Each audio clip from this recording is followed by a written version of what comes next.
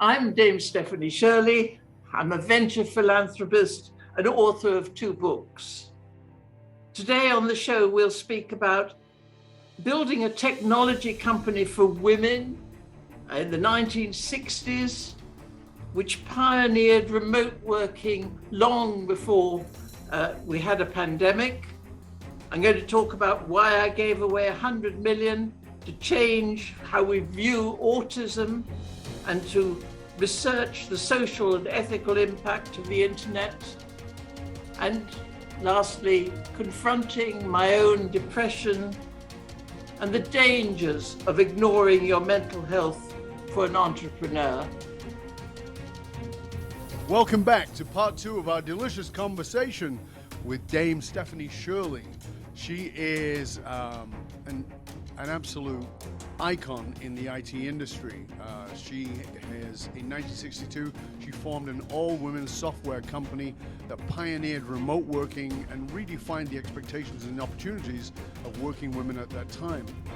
Her company was called Freelance Programmers. It grew to 500 employees and ultimately was valued at $3 billion and made over 70 people of her staff millionaires in the process.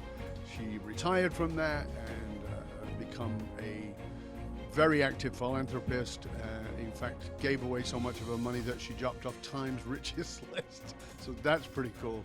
And we've been having, in our previous conversation, we talked about why women leaders, what women leaders are. We talked about her journey from being moved from the Kindertransport, which was for young kids leaving Germany just pre the Second World War in Nazi Germany, coming to England as a foster kid and trying to sort of make sense of that world, and then going through all that to become an entrepreneur, a technology entrepreneur, moreover, which was very much a fledgling and male-dominated industry, to go from that to starting her own industry, starting her own business, making it about women, helping women, supporting women in the process, and growing that into something extraordinary, and then becoming, of all things, a dame, and then later on getting the a worldwide companion of honor, which is pretty amazing. Doesn't it sound great? You know, you have to make sure that the head doesn't go too swollen. Yeah, well, we're going to get you some Vaseline for the ears so we can get your coconut through the door. So it's, so let's talk about the beginning. So let's talk about, we talked about the end. You were in your 20s, you were entrepreneurial. It is the nature of parenting to want our children to follow in our path. Not always good advice, but they're academics, and then you're going off on this wild tangent and trying to make it okay for women to be in technology. Oh, I make one of these wonderful case studies of nature versus nurture. Right. My birth parents were academic in style, though they did. My father was a judge, but my foster parents were involved in small business. I do think that by nature, I tend to be disruptive. I don't enjoy structure. I like new things. I like to make new things happen. And so perhaps it makes sense that I should start my own business where I can put my own stamp on the business. And the personality of business founders is so important, because if you want values in the business, they have to come from the founder, because in the early days, that's all there really is. There's you and perhaps one person helping you with the clerical work. That is the business. And it's quite exciting. I mean, I love startups. I've done 6 now and taken 5 to sustainability, by which I mean financially and managerially independent of me.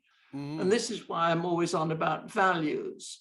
I recruit by values because you can teach skills, but the values are what really makes that person and not somebody else. So when you say recruiting by values, as we record this, we're in what is often called the Great Resignation. People are not showing up for work, and when they are, they're walking away. people are literally going to work in the morning for a new job and not showing up after lunch. So when you talk about values and hiring on values, what would be the advice to somebody today who is, confronting that and is just going, I just got to take anybody who's going to show up at the door. I mean, in Holland, they're paying people $500 just to show up for an interview. You're Right? obviously very well informed on these sorts of things. It's a fascinating statistic. Yeah. Yes. I think one is looking for work ethic. One is looking for truth and integrity. We mentioned being true to yourself and trustworthy. These are things that one tries through psychometric testing, or you think you can do it yourself at interview, to try and pick out the people that you want to work with over the next few years. And they're big decisions, and they're painful when you get them wrong, but they're so worth getting right and taking your time over recruitment, because I think it's such an extraordinary current example of leadership in a different way is Zelensky from the Ukraine, yes, who was a comic actor, yeah, and is actually doing a terrific job. He presents quite differently to other leaders of all varieties, but he has made it his own. And there, maybe his acting facility or capability helps him, I don't know. But there is a new sort of leader. So that's interesting. Let's go to that for a minute, because I think you brought something very important. What do you see in Zelensky that makes him the new form of leader? I agree with you, and I'm really fascinated to hear what you have to say around that. I mean, superficially, when you look at him in a group, all the other men are in suits, and he's in battle dress. Yeah, he's giving a message by just how he looks. He's young. He's bouncy. I mean, he's obviously high energy, and you see him in meetings, talking with people, going forward, shaking hands, being very accessible. And that is, I think, part of leadership, perhaps particularly in a time of great stress for his nation.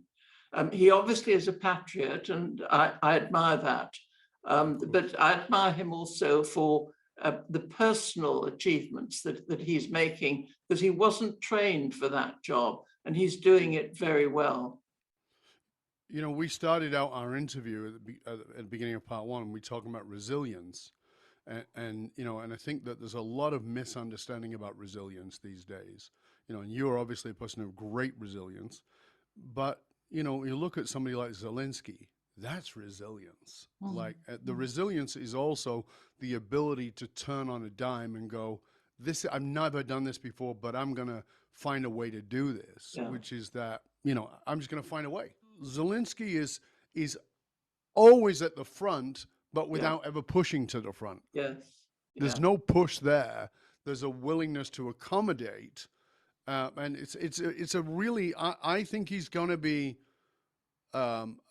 he's going to be recognized the way that Mandela is recognized today. I was going through my mind the same thing. I wonder whether he will become of that stature, and it's quite possible.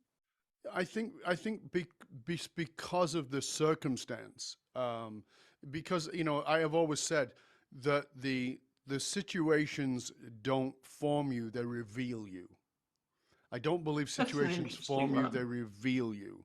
So it's what you are inside, and that so if you're an ass and you're put into a circumstance, if you're an ass and you're put into a situation that is stressful, you just become a bigger ass. Yeah. And if you're a kind, generous, a courageous human being, and you don't normally show that, it's kind of under the covers, and then a situation comes up, that's what gets revealed. I don't believe circumstances change you, they reveal you. So for me, when I look at you, and I look at this kid who's on this train, and you talked about the formative years, which is my work, those formative years are dominantly up to the age of 7, and then secondarily up to the age of 12.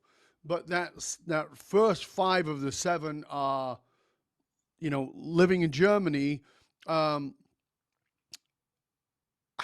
how long do you have any knowing of how long it was before you're aware I'm leaving my parents? Is there any sense of that? I had no warning of it. No, The scenes at the railway station when we said goodbye were hysterical. I'm sure. The crowd, and there were, say, 1,000 children, so goodness knows how many parents were there, and they were making a strange sort of wailing noise, I imagine. which is quite different to the sort of sobbing noise that I'm accustomed to. It may have been a religious Jewish thing, I don't know, but that sound stays with me all my life. What is so extraordinary is that it's still very alive in my heart. I can still smell that railway station. I can still remember when we arrived at Liverpool Street Station in London, that for some reason the platform was silent. And then when I think about it, well, yes, we were all traumatized, we were tired, we were dirty, we were unwashed, we were hungry. So the platform was indeed silence. We just got off the train and stood there waiting for somebody to do something for us. That is a classical traumatic response. Yeah. It is the mistake stuff that one learns from. It is from the difficulties that as you say, maybe the personality is revealed. Yes. I think it's quite illuminating when you look at where people come from, and the ones that you rate highly tend to have very unusual backgrounds. They've been ill when they've been young, and they've been flat on their back in an iron lung for 6 years or something like that. Something has pulled out of them the real kernel of that personality and allowed it to blossom. Yeah, I do a lot of work with very high net worth families, and one of the things I talk about is the trauma of privilege. Yes, it's hard. And the trauma of privilege is you don't build resilience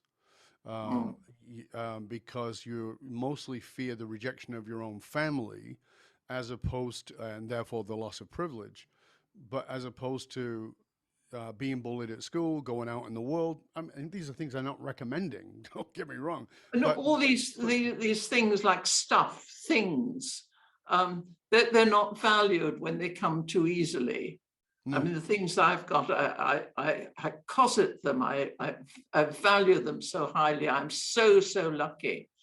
One of the things that has made my personality in more recent years is that I had mental health problems. And I think that some of that stems from my childhood. Yes. But I have actually had a breakdown. I have been in hospital just because I was so depressed. I just wasn't functioning anymore. You were 43 when you had your breakdown, right? Is that correct? That's about right, yes. Yeah. Some of that is based on my autistic son, who gave an extraordinarily difficult home background. But the way in which I reacted in that means that now I concentrate on compassion, I concentrate on giving, and I have a wonderful lifestyle. I'm very happy now. I don't have the danger of depression looming at each corner, the black dog, as Churchill called it. I don't see that black dog anymore because I am fulfilled and I'm doing what is in me to do. You were obviously very, very driven. You know, you've started this business in your 20s. You did amazing things for women. You did wonderful things for women who were,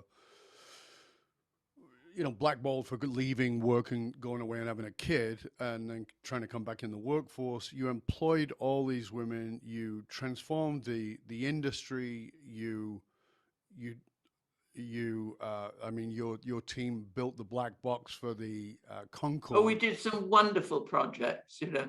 We worked on the lottery machine, premium bond computer Ernie.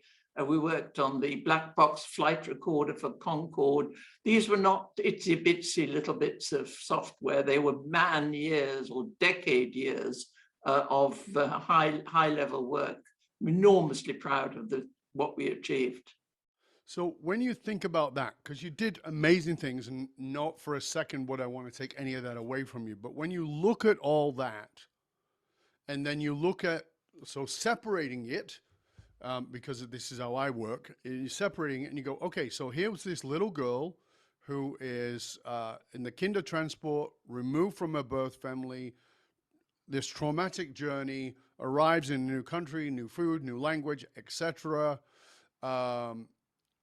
finds a way in the world, becomes entrepreneurial, becomes very successful, does all these amazing things that we've just named off, has a wonderful child, you fall in love with your new baby, and then suddenly, because you said your son went from being fairly normal in every way to suddenly being extremely autistic and destructive in the process, was your initial response to run back into work? Was your initial response to sort of, because I know that a lot of people with trauma, and I talk about this all the time with my clients, a lot of people with trauma try to medicate with work. Yes, I think there's an element of truth in that for me. The only time that I forgot Giles, and he was an all-absorbing, extremely difficult child, needing what's called constant attention, literally constant attention. But the only time I forgot him was when I was working. And the only time I forgot work was when I was with Giles. So to a certain extent, for many years, the two difficulties balanced each other. Right. But it did eventually get on top of me, and I did break down. And since then, I've learned much more positively to look after myself, to be a little bit more selfish, to make sure that the things that I need also happen. And usually I just need time to exercise or time to relax. But without that, life becomes just one long rat race. And I could never face that. And I'm sure you couldn't either. Definitely not. Definitely not. So when you look at that and you look at that breakdown, what did it take for you to realize, because you brought it up, and I think it's an important thing for leaders to grasp. What was it, this driven woman with all this success, who's had this child that's extraordinarily difficult, what was it that finally got you to say, you know what, I can't do this, I can't manage it on my own, I gotta get help? I was on a train, and perhaps it's significant that I was on another train, and I suddenly realized that the walls were coming in on me and were about to crush me. And I got off the train and waited at an intermediary station for some time, and then later got myself home somehow or other and took myself to the doctor, who put me straight into hospital. And that feeling of being crushed by life is pretty symbolic, really. When you don't need to be a Freud to understand what was going on there. But I didn't. It was just I wasn't functioning at all.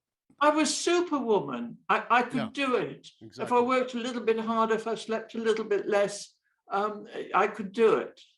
And I've moved away from that. I realized that there is a limit to what I can do, and I need to stay within my own boundaries, not what somebody else thinks I should be doing. Thank you for sharing that, because I think it's so important for leaders today to understand, particularly in this quote hustle culture, is that people run their lives as if that's the answer. Work harder, sleep less, and it'll all work out. And that is the exact opposite to what will get you there. It's actually takes a level of self-compassion. And I'm not talking about babying yourself, but I'm talking about, as you said, having healthy boundaries with yourself. Well, I always use, I'm kind to myself these days. Yeah, that's good. That's wonderful. Now, your work is, since you've moved out of the industry work, now you do a lot of philanthropy, IT, autism, and you're also involved with the Oxford Institute, Internet Institute. Tell us about the Oxford Internet Institute first. I'm really fascinated by the work you're doing there.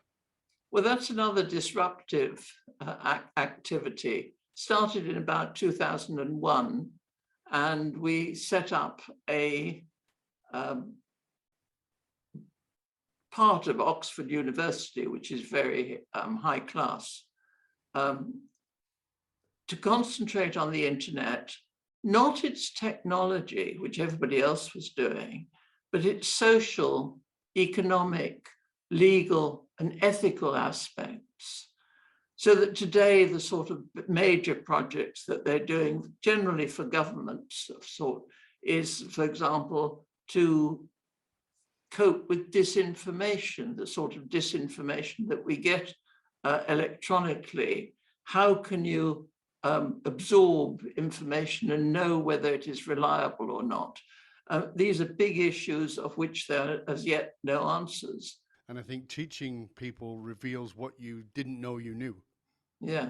It like brings forward like, wow, I never even thought about that before. But thank you for asking that question, because now I know that I knew that. I just didn't know I knew it. Mm-hmm. And I focused my philanthropy, and I call it venture philanthropy because I'm looking for problems that I can help solve. I aim for it to be strategic, something that really makes a difference, not just one family, no matter how vulnerable they are, but really makes a difference. So the sort of things that I've done is a medical research charity that is really finding some of the big questions. We started off thinking in terms of what caused, well, we do still think in terms of what causes autism, but why is there a big overlap between this weird condition called autism and epilepsy, which has been around a long time? An enormous overlap. Surely that can tell us something about it. So the medical research charity is also doing research to the employment of people with autism, how to get them into employment. So it is just research in both applied and pure research. Americans call that transactional research, I think. Right. I quite like the pure research because it's longer term. Nobody else is doing it, but it does take enormous funds, which of a scale that I don't have.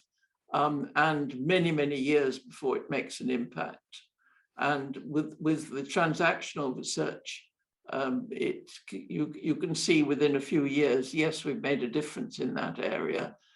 We've made a difference in finding out the sheer fact that people with autism die on average something like 12 to 14 years before the rest of us. It's an average, obviously, but that's what is going on. So it allows you to address some of those issues once you've got some facts to go on. What is the major difference you see? Because, what year was Giles born? 1963. Right, so 63. So let's say the mid-60s. What's the major difference you see in the last, 50, 60 years in when you look at autism? Because back then it was pretty much like, I imagine very few people knew about it. It was considered to be a rare disorder that that it impacted only boys, and we now know it impacts girls as well. But it was also viewed as being a psychological disorder, due in fact to poor parenting.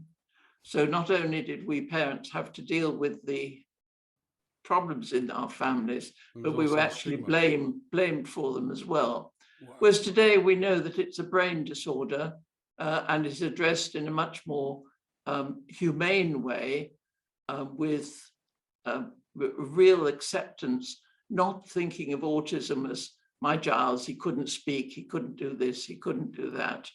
But in fact, they're still members of the human race.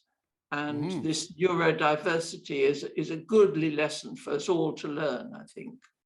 And that's why I find people like you fascinating because, there's this. You could put you in a category and say refugee. You could put you in a category of saying born in another country, speaks another language. Put you in a category of entrepreneur. You can put you in a category of workaholic. You could put you in a category of depressed individual. All those categories are parts of you, but they're not you. Mm. They're part of Do the you collective do that you is you. think do you think, Dove, that you are able to look at other people and see the sadness in their eyes? Absolutely. That is what I Yes, see. So I see what I I call the can. disenfranchised parts of their soul. Yeah, The I parts of see. themselves that they had to put away in order to fit in. Human beings are tribal. We need to belong, but we trade belonging for fitting in. And when we fit in, we have to disenfranchise parts of ourselves, and that builds an internal sadness with us. So the very things we disenfranchise, the things that we polish then in order to become incredibly successful, end up making us feel somewhat empty. So I respect and honor the success, but the fulfillment doesn't come until you bring back the disenfranchised parts and say, let me bring that in. Let me Mhm. bring that forward. How can my depression serve those who are depressed but entrepreneurial, or whatever it might be?